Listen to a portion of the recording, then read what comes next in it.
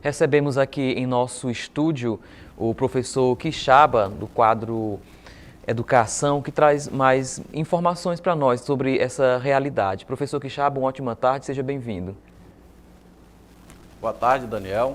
Mais uma vez aqui, já em 2021, para falarmos um pouco sobre a educação, o retorno às aulas agora que está acontecendo e o Enem, né, que nós vamos realizar aí na próxima semana. Professor, com relação ao Enem, a volta às aulas, né? Esse é um assunto muito importante colocado nos últimos dias por conta desse sistema híbrido que tem sido trabalhado, as adaptações, né, acontecer durante o decorrer do ano. Como é que tem sido para você a sua percepção no âmbito escolar, educacional?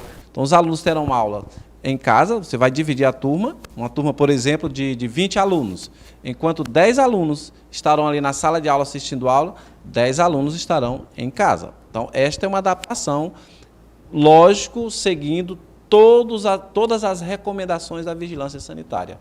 Temos que retornar. Eu tenho dito aqui há bastante dia, eu não entendo por que as escolas não entraram como atividades essenciais. É interessante que você colocou a questão do sistema híbrido, né? Aquelas pessoas que não confiarem em levar os seus filhos para a escola, né, não estiverem naquele primeiro momento confiantes, terão esse mesmo estudo, só que em casa, né? Inclusive, e aqueles que também poderão estar presentes na sala de aula. Agora, é interessante, Quixaba, que nada substitui, né, a presença ali do professor, dele estar presente. No entanto, se faz necessário que essas medidas sejam adotadas. Olha, essa pandemia, além de tudo que a gente aprendeu muito, reforçou a importância da escola. Eu vou levantar aqui alguns tópicos importantíssimos. Por exemplo, muitas famílias defendiam, né, que poderiam ensinar seus filhos em casa. Elas aprenderam agora que a parte de educar, de ensinar, o cognitivo, tem que ser por um profissional mesmo. Então, muitos se perderam porque disseram assim, olha, eu não estou sabendo ensinar meus filhos. Então, reforçou o papel da escola. Um outro fator, a escola ela é preparada para isso, ela tem profissionais que se formaram para aquilo. Então, são pessoas que estudaram sobre teorias da educação, pessoas que estudaram sobre teorias de aprendizagem. Então, não dá para dizer que o ensino é o mesmo. Então, a escola, para a escola, esse momento foi importante para reforçar a sua importância. O aluno que ficar em casa, ele vai ter a mesma aula, só que tecnológica, com a tecnologia, né? Nós vamos estar conversando à distância, mas o professor vai estar em sala de aula, dando uma aula normal para os alunos que estiverem presentes e, ao mesmo tempo, o aluno que estiver em casa vai... Olha, no início da pandemia, um dos temas mais debatidos foi sobre adiar o Enem ou não, porque colocava-se em níveis de desigualdade e de concorrência. E eu quero que entendam o que eu vou falar aqui. Quando foi para adiar a data, colocando que vamos adiar o Enem, porque adiando o Enem, assim, os alunos teriam, depois de uma data em janeiro, teriam condições de... Em janeiro teria uma concorrência mais igual, os alunos já teriam estudado do mesmo jeito. E eu disse que não era assim. Não é o que faz com que uma escola tenha diferença em relação à outra, não é somente uma data, tem toda uma estrutura.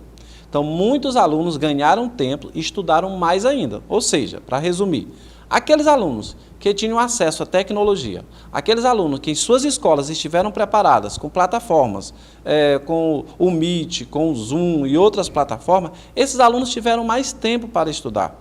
Os alunos que não tinham condições, as escolas não tinham condições, esses alunos continuaram até agora sem ter essas condições. Continuam até agora sem ter essas condições. Então, foi dado mais tempo, ganhou mais tempo. Junto com você esse formato, essa teoria.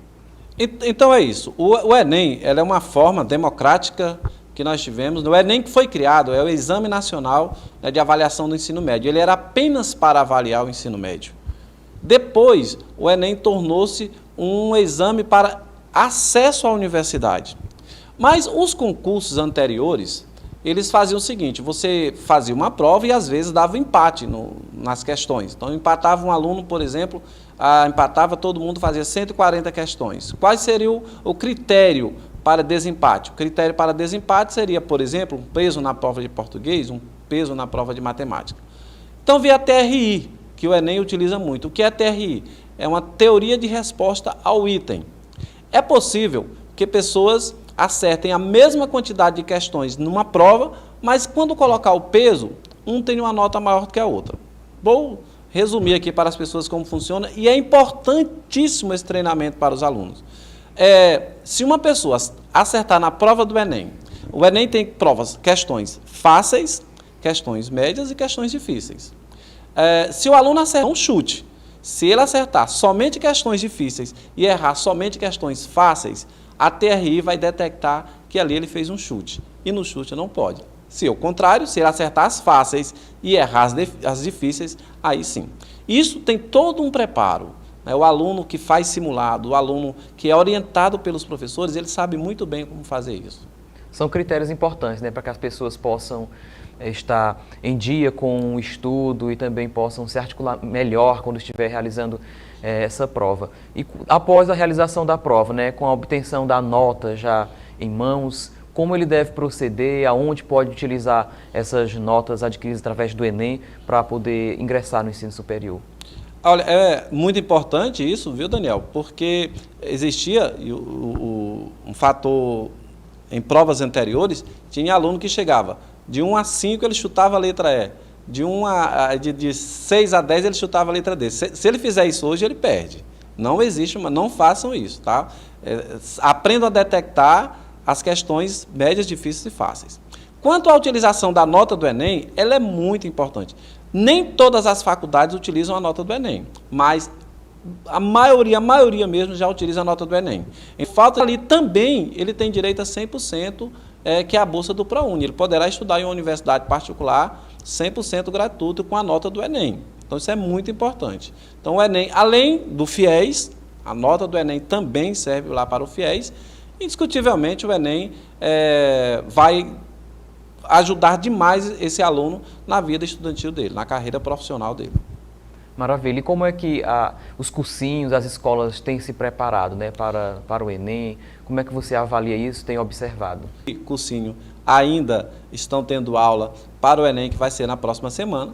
Então, os pais estão procurando escolas, procurando cursinho. O que deve fazer os pais nesse momento? Saber se a escola, se o cursinho está, por exemplo, cursinho tem simulados que trabalhe com TRI. A escola do meu filho tem um simulado que trabalha com TRI, que é a teoria da resposta ao item. Esses simulados, eles são elaborados por professores ou são elaborados por uma empresa direcionada para questões ligadas ao Enem. É importante que você tenha essa informação. Então, essas informações de como a sua escola está preparando o seu filho para o Enem. Então, tem simulados? Tem equipe de professores? A equipe de professor é uma equipe unificada? Qual o grau de instrução do professor?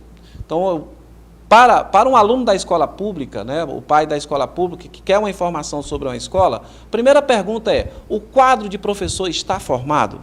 Essa é uma pergunta.